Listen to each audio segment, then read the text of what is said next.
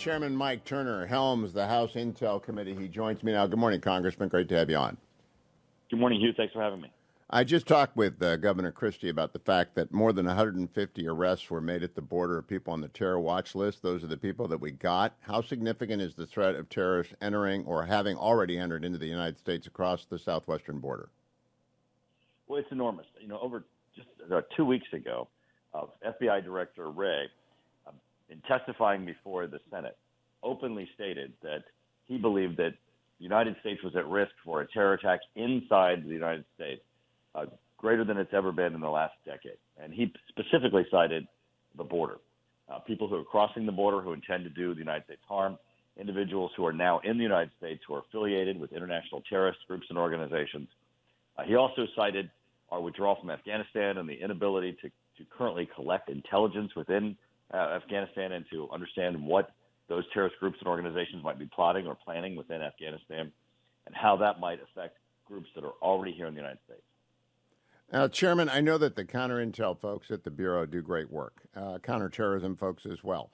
However, we have this new world of social media. Since I last held a security clearance at Justice, this whole new world has developed, and it is not a neutral site. Bad guys use that world to talk to each other. Does the Intel Committee have any idea on how to patrol that realm, which is endless and infinite, and to which millions of messages flow, many of them communicating between bad guys? Well, they certainly try, and you're absolutely right. On the counterterrorism side, our intelligence community has done a great job in trying to connect the dots between international groups and terrorist organizations that are outside the United States and those inside the United States who might be plotting or planning to do Americans harm. Certainly, social media is one of the areas where they look for those connections and that nexus between those groups and organizations and what might be happening in the United States. And since 9/11, the intelligence community has done an excellent job of trying to take down these groups and prevent them from organizing and their ability to hurt Americans. But as this exponentially grows, as you just described, those who are crossing the Biden administration's open border, we no longer have control of the number of people who are here, people who came yesterday, people who came last week. And so, it's as they're running around trying to catalog and understand these groups and organizations and who they are and prevent them from doing Americans harm, the job certainly gets more difficult. Now, Chairman, on September 10th, 2001, America was feeling pretty good about itself and not worried. On October 6th of 2023, Israel thought they had a truce with Hamas. Are we back where we were on September 9 or where Israel was on October 6th?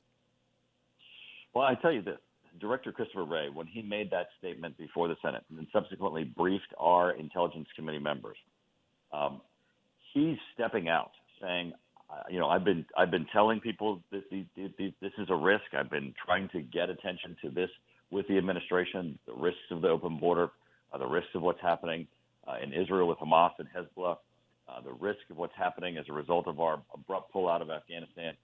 And he decided to go public.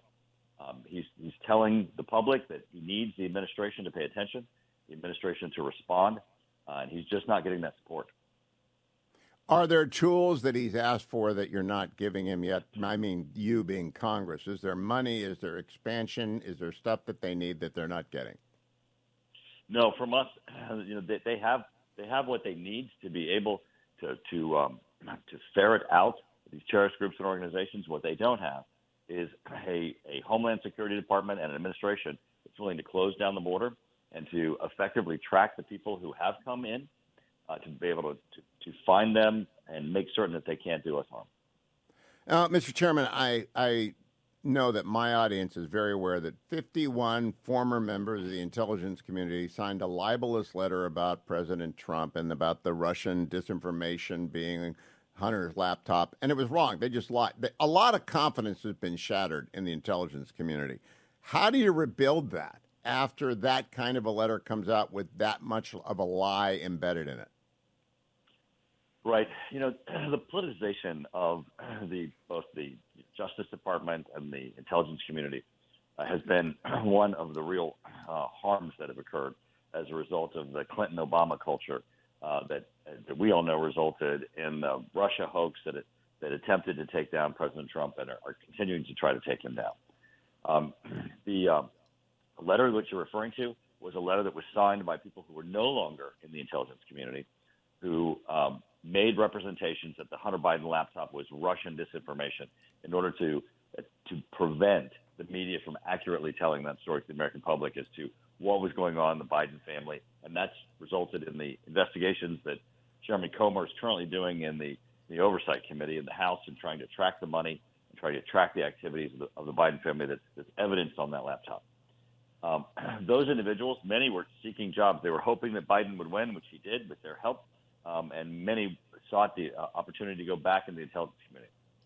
I do think that the CIA Director Burns, who's currently there, is reinstituting integrity in the CIA and in the intelligence community. They're recapturing that, but there are those who sold their integrity as part of the political process, and it certainly damaged America. Well, what about the State Department right now, as we speak? I was part of the 300,000 people on the mall yesterday, proud to march for Israel.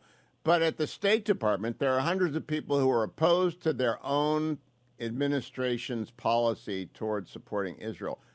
Is that not grounds for dismissal if they are publicly disavowing the American position? Right. So when you work for President Biden, apparently there are no standards, right?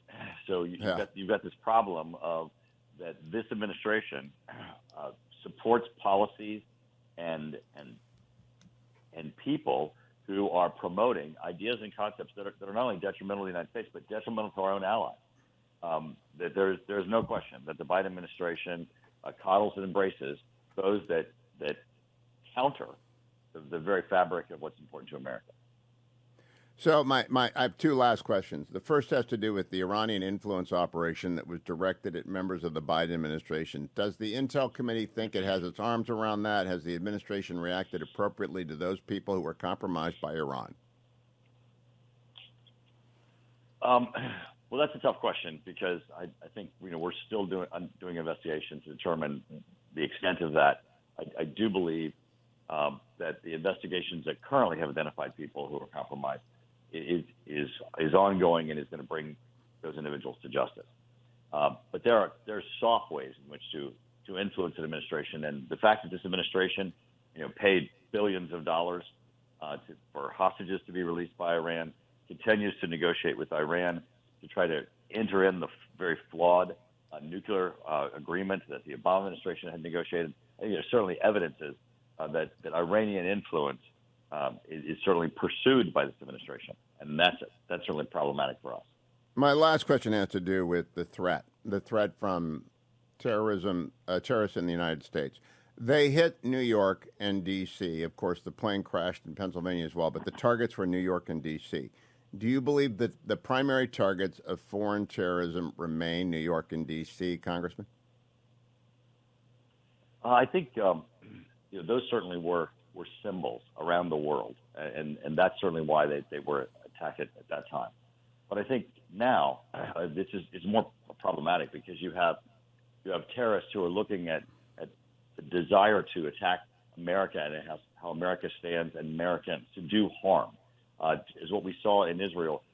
They didn't attack symbols; they attacked innocent people.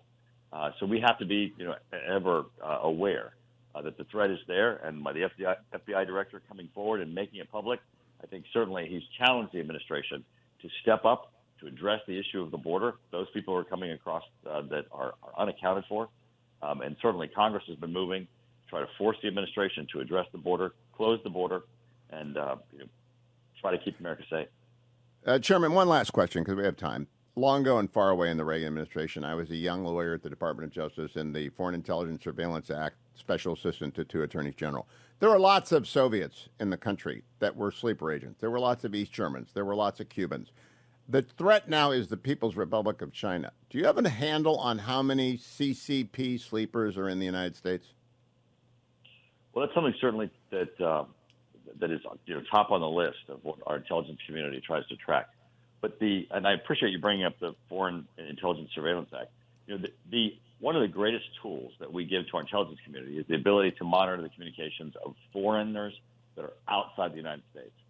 And those people don't have constitutional protection. Correct. And monitoring their communications is incredibly important for us to be able to understand who they're talking to and who they're charging with tasks within the United States, as people within the United States communicate to those people who are outside, who are foreign threats.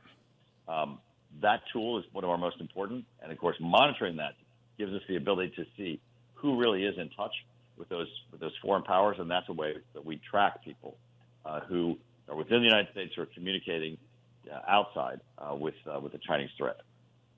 But I don't think America understands the scale, Chairman. I didn't until I got my clearances and my eyes were opened. I've never closed them since. The scale is extraordinary, and the CCP is bigger and more determined to do this than the USSR was. There's no question that this is an important threat for us both to monitor and to address. I think the intelligence community is doing a yeoman's job of trying to track that. But as you just said, even if you identify the threat and you assess it today, 2 days from now, it changes, and you have to be fluid and make certain that you're adapting. Well, I hope you get the tools. Thank you for joining me, Chairman. Keep coming back to sound the alarm, and I'm glad that the FBI director was up in front of you and sounding the alarm as well. People have got to be aware of this. Thank you. Chairman Mike Turner, one of the great congressmen up there. He helms the Intel Committee. Great people on Intel. People